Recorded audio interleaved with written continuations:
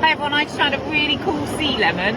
So it's squashed all in the rocks here, and they're a type of sea slug basically, but you spot them and they look like a bit of orange sponge or a bit of orange jelly. You can get them in like orange, yellow, paler colours sometimes, but they do look like Pokemon. They're so cool. And this one's kind of out of the water sometimes when it's low tide, so it's just been low tide, sun's starting to set, then you can see them just squished in between the rocks. Now sea lemons have really amazing rhinophores at the front of their heads, like little horns, and they use those to detect food. They can detect chemicals in the water, detect prey, so super clever. And they have frills at the back, on the back end of them, and that's their gills, so that's how they breathe. So you can see this little guy here, not so little, against this limpet shell, so you can see how big this sea slug is, which is super cool.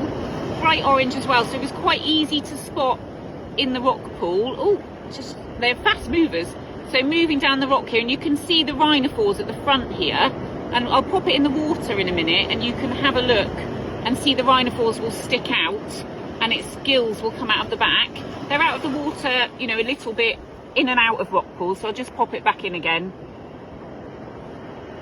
But you will be able to see when I pop him in the water, and you can see all of the frills come out and the rhinophores, how much it does actually look like a really cool little cartoon character. So I'll turn this around. A great find for rock pooling in the evening. I've been wandering around for a while, just having a look, seen some really nice snake slots and anemones and some other bits, and there's lots of curlews about, so it's lovely and peaceful down here.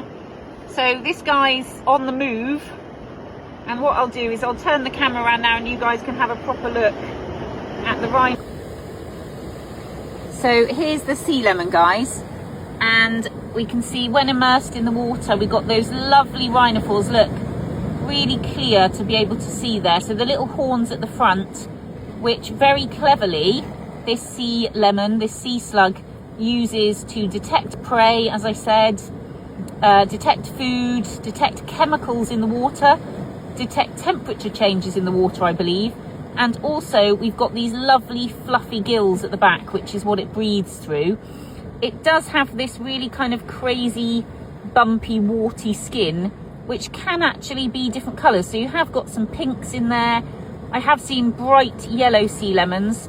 You can see it moving there at the front. It does look quite comical and very similar, I feel, to some kind of cartoon character.